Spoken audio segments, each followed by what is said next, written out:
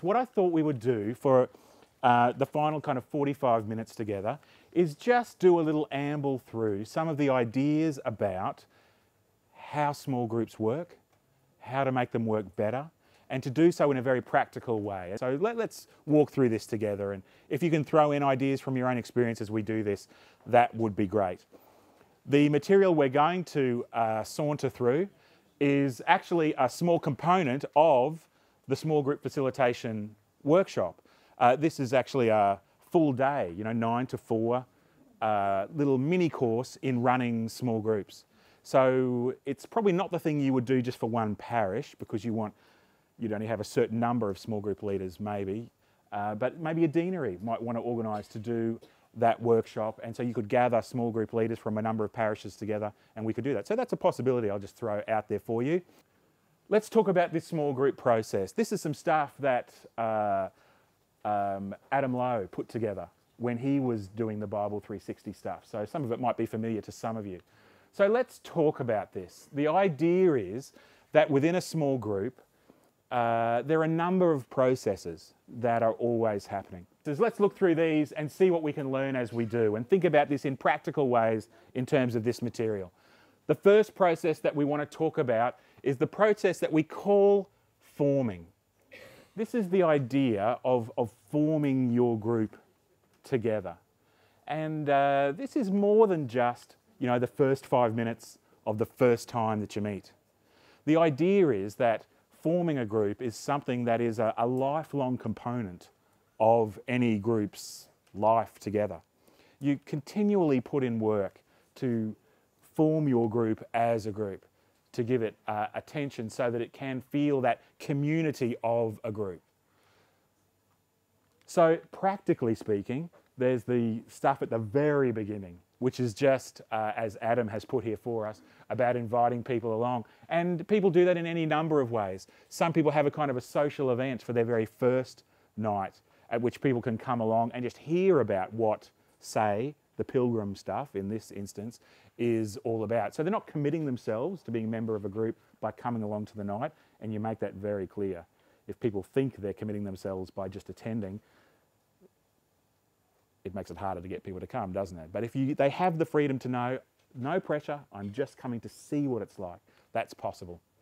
There are always the flyer or the brochure, or even having something on your parish website, but the dot point here is the biggest one to highlight. I'm sure we all know from our own experience that if you just put a general thing out in the pew sheet, well, you may get a couple of keen people.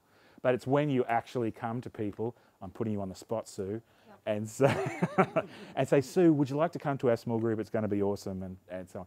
That personal contact obviously always has a greater effect than just the generalised spread of things through pew sheets and so on. Now, I also notice in terms of this initial process, there is the idea that a group may be an ongoing group. It might have already been in existence for doing other study material and so on. And so the thing we keep in mind as we think about inviting new people is how that affects the dynamic of the group that already exists. Have you ever been in a group where you, say, as the leader, says, well, we've been going well for a while, but wouldn't it be great to spice things up a little by inviting a couple of new people? I notice a new family has moved into the parish, and this would be a great group, I think, to help include them into the life of things. And some people in your already existing group go, oh, I don't sure I want to do that. Who are these people? Because you all have this experience. It's like in Big Brother when the intruders come in. No, you don't know that? Okay, sure, forget it. So this is always something to monitor, because there is such a thing as being a nurturer of the relationships that are already there, but that can come at the cost of creating a kind of a clique which doesn't allow new people to be part of it. So we give some attention to that as part of this forming process. Within the group itself, there is the actual forming bit that can happen at the beginning of the session. And Alan brought this up for us before, and we'll talk about this more in another way soon. But there is just the stuff about getting into the night itself, just to warm people up, so to speak. Back in the day, we used to talk about icebreakers and all that kind of stuff. But that actually is really important stuff to do. Okay. The ground rules idea. I'd almost suggest that the first session of your actual group, when you have started and people have committed themselves to being part of, at least one book's worth of sessions for 6 weeks, say, that the very first session can actually focus more on some of these kind of decisions. And once again, this is one of the things that EFM does so well. It takes this stuff very seriously. So chatting with people about, well, we're going to meet in this group. This is what the Pilgrim group is all about. What do you think an average person would like to get out of this kind of process? Now, you say an average person first because it's much less threatening for a person to say, oh, I think an average person would be after this and this. It might be what they're after, but it's much easier for a person to say that than say what I want to get out of it initially. What do people expect of each other in terms of their behaviour and so on? What do people expect of the facilitator? Well, I expect that our group will always finish on time, that it will always start on time, that we won't have international roast, coffee, unless you kind of like that stuff, I don't know. But these kind of questions are important questions. Yes. Should I make that clear? The coffee snobs are all chuckling to themselves now. Yeah, so what do we expect of people? Now, it's important, even though that seems so, yeah, of course, it's important to actually state these things in the beginning. Because when you get to week 4 and you notice that Joe Bloggs has stopped coming, and then you send your pliable people's warden around to talk to him, or someone, and once you get below the surface, he says, well, I just got so annoyed. We said we would start at 7:30, but we never started at 7:30. We always were late. We were always late. And I wanted to get something out of this process, but I was, 20 minutes every week was stolen from me. People get strong feelings about this kind of stuff, and it's so easy to head that off at the pass simply by getting some of this stuff out in the open at the very beginning. Okay. I mentioned before, once again from EFM, this idea of the norms of the group, the kind of rules or principles that a group might operate under. And these are a standard 4 that people often use that have to do with confidentiality. This idea, there's no such thing as a stupid question or comment. You heard me before phrase that in a more positive way, which is to say, all questions are possible here in the group. No one's forced to talk, and we don't put each other down. Now, the no one's forced to talk is a significant thing to state. Once again, you might think, oh, well, that's obvious, but it's good to just put these things out in the open. Because as we've heard from some of the groups who've started, there might be a couple of questions in the beginning of the first 1 or 2 sessions that do get below the surface with people pretty quickly, that ask for a certain level of vulnerability about some people pretty quickly. Now, we need to be sensitive to the fact that for some people that is difficult. For some people, being asked to talk about their experiences of feeling loved by Father God very quickly at the beginning of one of your first sessions can be difficult. And so we can, 1, make sure people realise you don't need to answer this if you don't want to. 2, be sensitive to the fact that that question is coming up this week and think of different ways to put it, or a gentler way to put it. And 3, always be prepared as the leader of the group to offer an example first of ourselves answering that question. So, as leaders, we need to be prepared to make ourselves occasionally a bit vulnerable as well, because when we make ourselves vulnerable, it makes the space open for people in the group to potentially do the same thing. Sound clear? Yeah. How about the actual running of the group? Well, let's just look at a couple of practical issues to do with this. Important tips for you. Well, first off, there is the issue of preparing. And, for a person with a teaching part in their background, the idea of preparation is very important. And a simple process you can use to work through this, obvious stuff, make sure that prayer is part of your preparation. And that as you pray, you're praying thinking about your group, who is in your group, what the needs of the people are in your group, what the level of engagement is with people in the group, what the, I'm sort of trying to not mention so-called intelligence level, but you know, where people are in terms of their ability to engage with exactly what it is they're going to be doing this week. So our prayer involves all of that thinking about those group members and praying, of course, for those group members as well. We want to make sure we've actually read through the material ourselves so that we know exactly what's going on with it and what it's aiming to do. The Bible readings themselves, we should have consumed those a little bit. And you can see what we're saying here. We need to experience all the stuff for ourselves. That's looking at the video, looking at the audio reflection. Because as we work through that obvious process, we start to think, okay, in my group, I'm going to change something. I'm going to adapt this, change this, add this bit to it to suit my particular group. One of the things that was suggested to me during the break by Father Matthew was, have we thought about Australianising? That sounds funny, doesn't it? But you know, this is a course from the Church of England, and the videos are very English. And Father Matthew put to me the idea from St Luke's at Toowoomba, they're asking that question there, have we thought about adding a few little contextualising, Australianising bits? I kind of have thought about that and thought about how many hours I have in the day, but I think that's actually a really good idea, and it would be relatively easy for me and for other people who are experiencing this stuff to just put on the Formed Faith website a page for each session, and to say, here's a couple of extra questions, or here's an extra video that you might use, or an example from Australian church tradition, or something like that, that is suitable for each session. So I think that's a good idea, and yeah, we'll get onto that because it is a good idea. But you know, as I say that, does everyone here see Wednesday Weekly?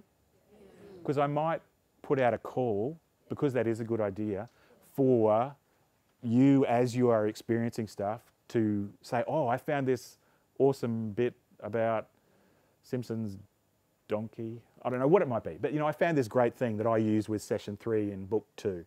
And you know, if you feed that to me, then I can share that with everyone else, and I'd love to be able to be a conduit for resources like that. More tips. The physical environment. You know, I just think this can't be understated, but it's often a thing that we don't think about a great deal. When I do a small group, a lot of my experience has been with adolescents, and I know that it's so important to even sit kids in the right shape in the first place. And when you tell them to get into an overly circly shape, and one young teen kind of sits out the back of the group rather than being in on the group, well, you probably can tell I'm not a very stern person, but I will not start until everyone is in that circle. Now, the reason being that it makes a difference to people's participation, that how we're sitting. So obvious things, even for us as adults, are stuff like, can everyone actually see everyone without having to, you know, lean forward around posts and things like that? Is our group set up so that anyone is outside that circle? Well, let's just shift that armchair that's never been shifted before in your living room to expose the dust bunnies underneath. No, let's not. Let's think about how people are going to sit even before they arrive, to know that this will be a good shape to sit in. Issues about hotness and coldness are significant. They get in the way of people's ability to concentrate. You know, Maslow's hierarchy of needs, education fans, tells us that if our basic needs aren't met, it's hard for us to consider more higher level needs. So what's the air conditioning like? Is it too hot? Is it too cold? And so on. Lighting, by the same token, particularly for people who might find it a bit harder seeing. Hearing is another point. And you know, I have a really bad hearing in my left ear, so I know when I set up in groups, I take note of that. And you want to make sure no one in your group feels out of it because of how the group's set up and they can't hear. Are there distractions? You know, teachers know you don't teach standing in front of the window like this because it's distracting, it's so bright out there. It does give me a lovely halo effect, I'm sure, but that probably still happens when I walk away from there. So, you know, how is your room set up? This is the big question that we're asking here, isn't it? And finally, can you see in some way, as a leader, a clock, whether it's on your watch, whether it's in the back of the room, just so you can keep tabs of how things are flowing? Okay, ground rules. This is just a suggestion for a way a night might flow. A night that goes for about 90 minutes. Now, this is not from the Pilgrim Leaders book or anything. It's just a thing that Adam Lowe suggested and I changed because, you know, his session went for 6 hours or something. And I was after a tidier 90 minutes. But it involves that actual informal catch-up and fellowship at the beginning. And because of Joe Bloggs, who stopped coming because of too much mucking around at the beginning, you state, this is our catch-up time. This is part of how our group works because our group is about community. We're forming a little religious community in our group, and that's part of the building of that. So we have that, we have the prayer, then we have the flow there, and the film, as I suggested on page 693 of the Leader's Guide, suggests that it happens after that conversation there, but it doesn't have to. Doesn't have to. You might find a particular film goes better to round off the whole evening, you know, to be the kind of full stop, or even at the very beginning. Well, it's up to you. Group prayer to finish, and then our close. When we state things, of course, it does mean it gives us, we may have made a rod for our back in terms of having to kind of keep to these things, but we have different personalities, and there are personalities who find that very helpful to know that that's the structure that we're going to fit into. What else have we got here? Yeah, so is time being managed important? So if people have tasks, if you say, okay, for the next activity in the book, I'd like you to talk to the person next to you about this question, have a chat first, and then we'll come back to our group of 8 and talk about what pairs have shared. You know, if you're going to do something like that, I think it's a really great idea, especially if you have quiet people. It's much less threatening for them to talk to the person next to them first and then talk to the whole group, much more likely to share.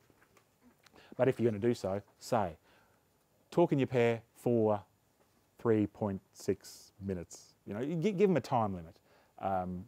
They know then that it's achievable, that time, that they know it's not going to be uncomfortable because you're asking them for too long in the group and so on. Important stuff.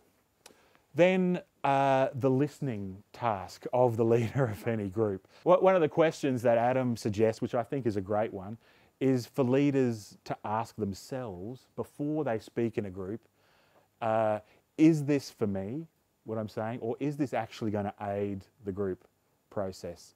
It's nice to do that, to make sure we're always putting what happens in the group first rather than, you know, self-aggrandizing ourselves about the time we're in the Holy Land and blah, blah, blah. That stuff can be helpful to the group process, to add in that stuff, but not if it takes over from letting other people speak. Yes, Adam talks about the idea of being prepared to summarise what people say rather than interpret. Having said that, Captain Wishy-Washy up here says, there may be time for interpretation. Yes, there may be, but summary is a more useful general tool. And also the silence idea. When I was 24, my girlfriend and I decided to get married. And we went to marriage preparation because we were both youth workers at the time, and we thought, you know, there were ministry things that were particular to what we did. So we found a friend of ours who was an older priest who had a lot of experience with being married to lead us through stuff. Anyway, the very first session, he sits us both down, sits back in his chair, and he's one of these people. He starts off the whole thing by looking at me and saying, Jonathan, what is love?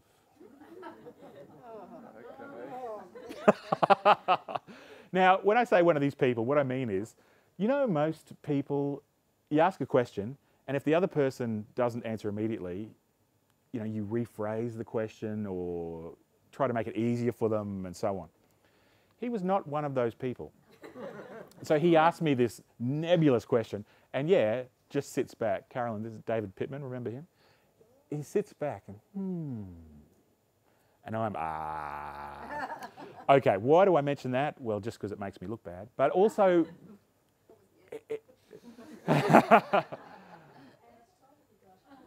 my third book was written on this very question. The reason I mention that is because there is a place for silence. Not just when you ask a question like that, but in general.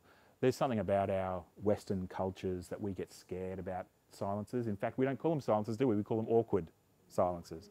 But not all silences are awkward. There is a time for, as a group of 6 or 8 people, sitting quietly together to ponder something, to stare at the window, to look at the ceiling, to reflect on something. There is time for this, that's for sure. Using questions appropriately.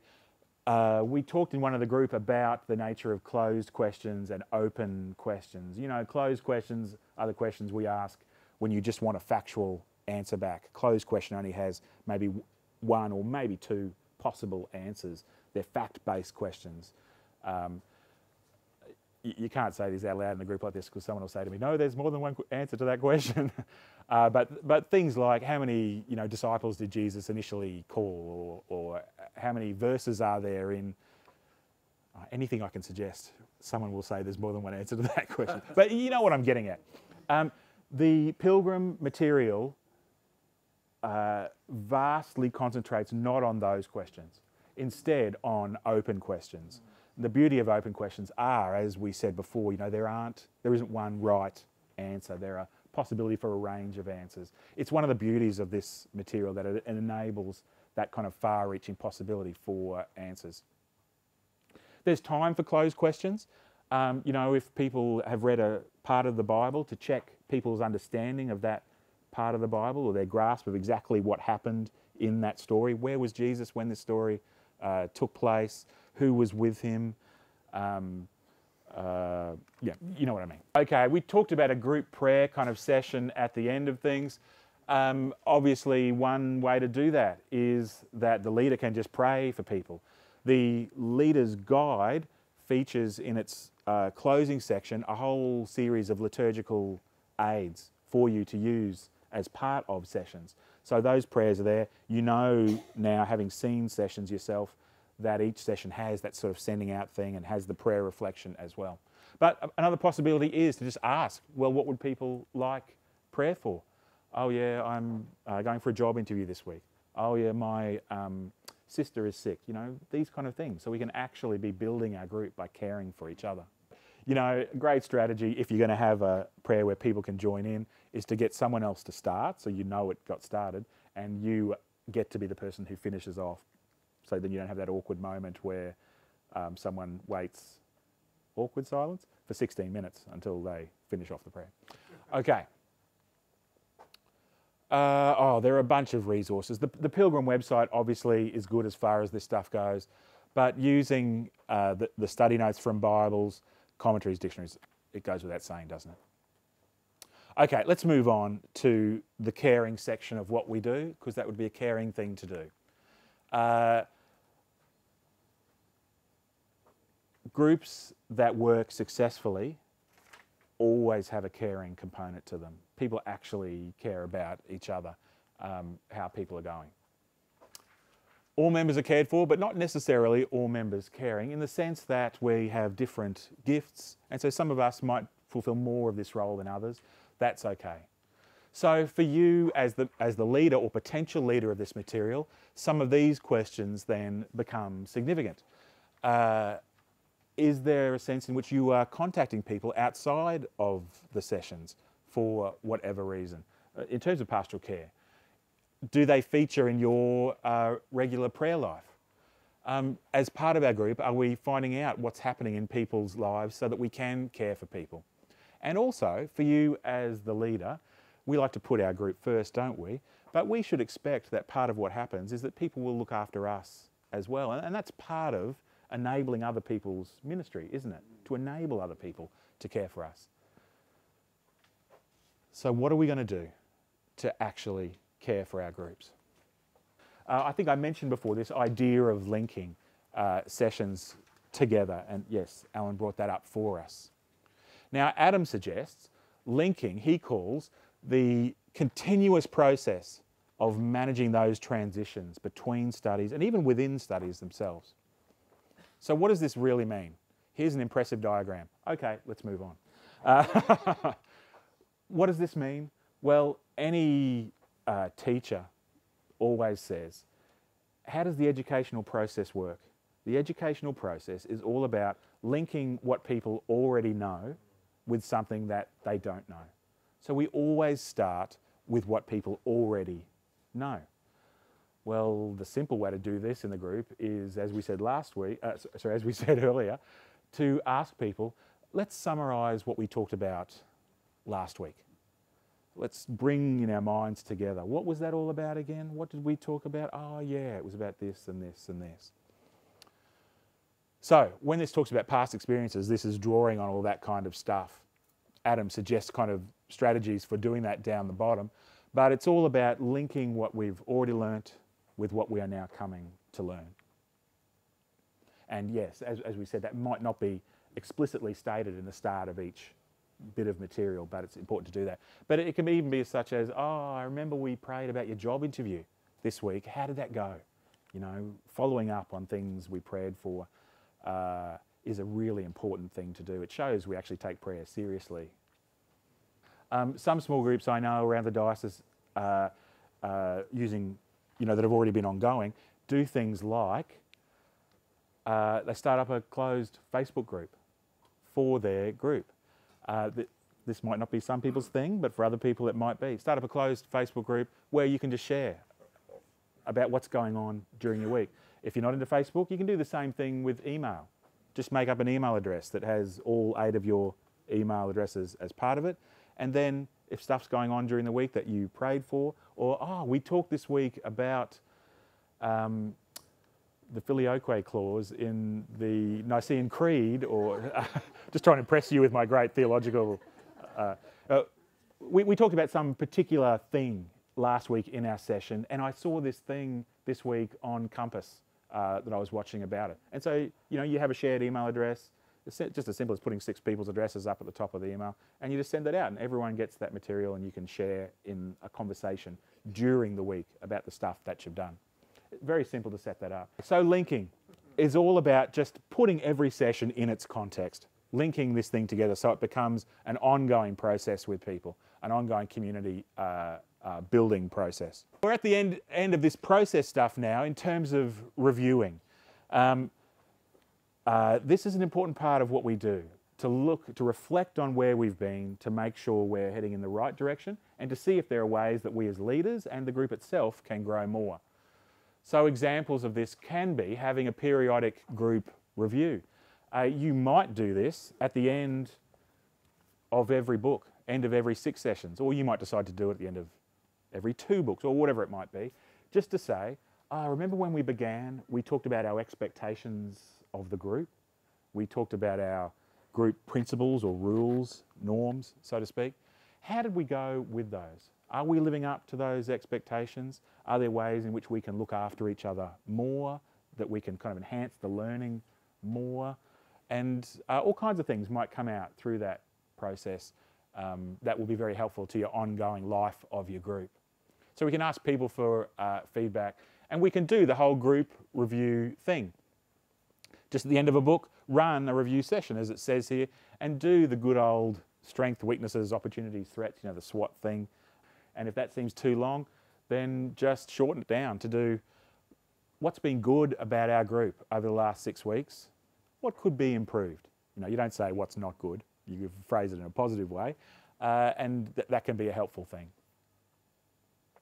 I mention again that whole intimate group click thing because that's part of that reviewing process, isn't it? To make sure that a group isn't becoming too closed off.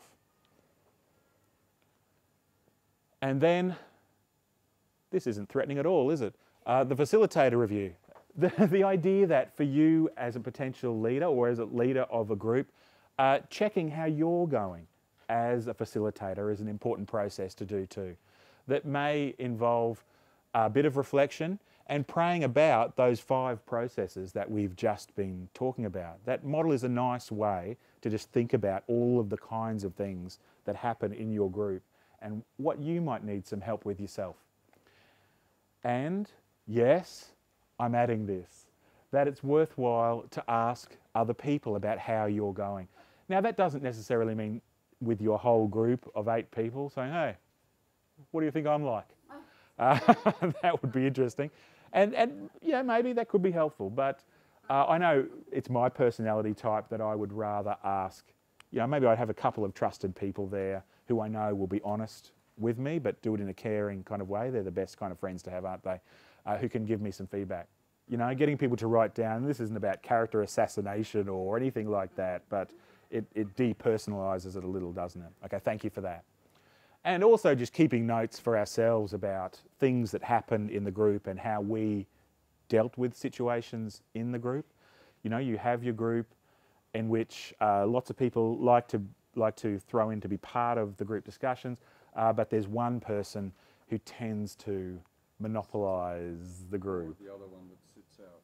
Yeah, or alternately the one person who we said no one has to share, they never share.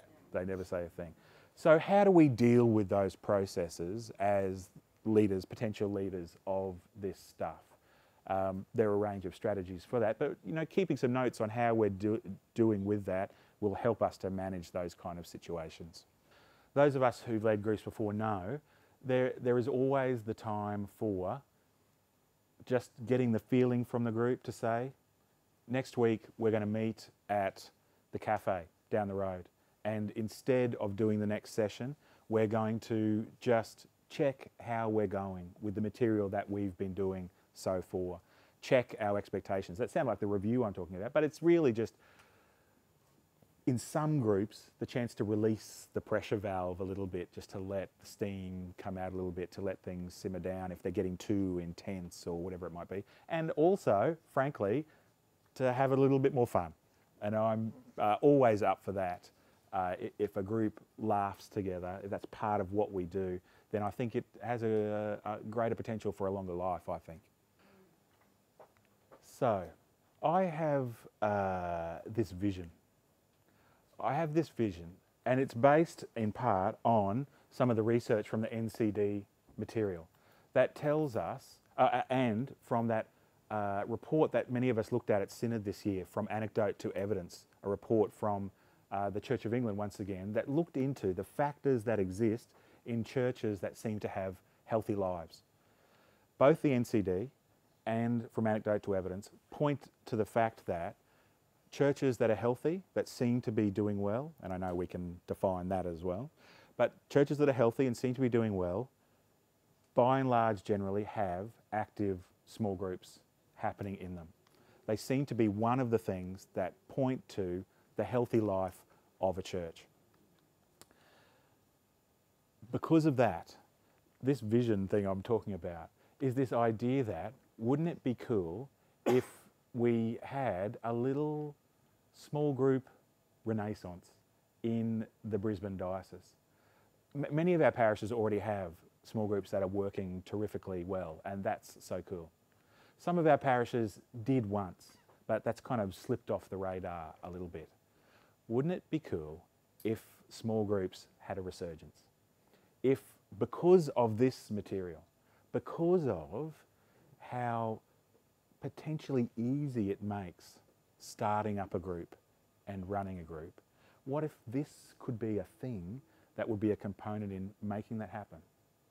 What if you as the clergy looked around, as I'm sure you do all the time, looked around at your congregations and looked at, that person, they've never really contributed a lot in the small group world, but this stuff, maybe this stuff is the kind of thing, if I just tap them on the shoulder, this could be the thing that could enable them to step up and learn something new about their ministry and their ability to minister with the people in their churches. What if this was the stuff that could enable some of that to happen? Because I'm excited about that idea, I'm very willing to be your servant in the parishes, congregations, communities that you're ministering in a whole range of ways, but especially in terms of this pilgrim stuff. If you want to do training stuff, even if it's not the whole day version of this, but like a half day or whatever, if you want to in your deanery, suggest to the person who, your area dean, why don't we do a small group training thing for leaders, specifically aimed at clergy tapping particular new people on the shoulder. Very happy to come to Roma, or to go to Bundaberg, or to go to, no, Newmarket's too far away, but anyone here from Newmarket? I keep picking on Newmarket. Why am I doing that? So you hear what I'm saying? I want you to take that seriously. If I can help support this process in any reasonable way, I'm very happy to support the process. So you now all have my email address on the bottom of the handout that you've got.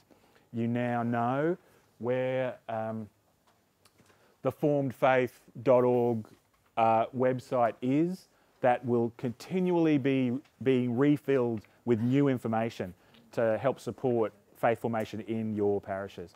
So if I could just urge you to go there and subscribe, then I know you're going to be getting some useful stuff.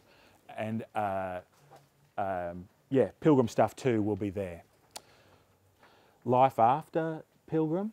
Well, obviously there are other steps to move on as well, aren't there? And as you get to know your group, there may be people there who, because of their engagement with this material, you think, wow, they could move on to another level in terms of this stuff. So one of the good things, we have a range of possibilities in our diocese in terms of doing that. You could almost look at it as a kind of a hierarchy, you know, steps of things. Some people have said, well, there's the one-day Bible 360 style experience. And people at the end of that often say, oh, this was terrific, what can we do next? Well, we now can say, there's the Pilgrim stuff. That's a thing.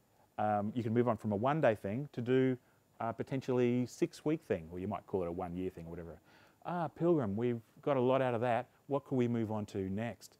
Well, then there are a range of possibilities. There are things like EFM, Education for Ministry in our diocese. Some people think of that and think, 4 years, how could I commit to that? Well, of course, you commit to EFM 1 year at a time. You're making a 1-year commitment. I know from my experience that was such an important part of my formation as a Christian person, doing that process. So, yeah, I commend that to you. Bible 360, Pilgrim, EFM. And of course, there are things like St. Francis Theological College, right where you're sitting, where you can take your study to, once again, another level. Here at the college, you can attend towards a bachelor's, and there are exit points earlier than that, diplomas and associate degrees and so on. Only 8 subjects will get you a diploma here. How cool is that? You can also just audit subjects as you come here. When you audit subjects, that means attending the lectures, but not actually doing the assignment work. But you get the chance to soak up all of the stuff that's happening in the lectures here. So I commend that to you as well. All right, so I've painted that as some kind of hierarchy, but it's not like you have to do this, then this, then this. You can follow any pathway through straight to studying, for instance. I want to mention that stuff because we have so many possibilities for learning, for lifelong learning, for lifelong discipleship of the people in our parishes available to us in the diocese. They're just all fruit hanging from that tree that we just got to grab out and take. And I'm getting into a dangerous fruit metaphor here that I'll now edge out. So we've started a kind of a conversation here. Let's continue that. Let's keep talking about stuff. If you read a book and think, wow, this is great, it's helped me in my faith, send me an email and tell me about it so I can then suggest that to other people on the Formed Faith website. If you've seen a website that's great, if you've seen a resource that's great, if you've seen something that's crummy, tell me about it so that I can pass on the good stuff and know not to pass on the crummy stuff. Let's do that. Let's keep the faith growing in the diocese. Sound good? Okay, I'm going to lead us in a quick prayer. I know time's up. Let's pray. Before you go, and we'd like to thank you. Thank you. That's nice of you. Thank you for that. Let's pray to finish, shall we? Loving God, teacher. Teach us day by day. Teach us how to teach others. Teach us how to lead others. Let your Spirit guide us in that process. In Jesus' name we pray. Amen. Amen. Amen.